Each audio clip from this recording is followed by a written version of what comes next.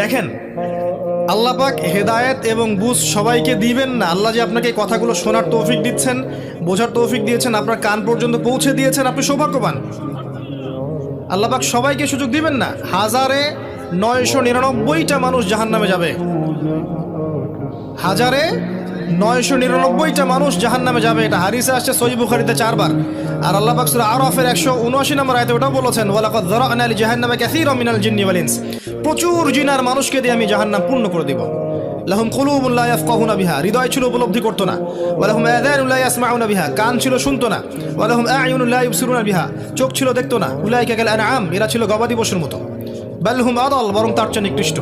উলাইকা হুমুল গাফিলুন। একই ক্যালকুলেশন, 1999 জন মানুষ জাহান্নামে যাচ্ছে। তো আপনি সৌভাগ্যবান, কারণ এই কথাগুলো আপনার পর্যন্ত পৌঁছেছে।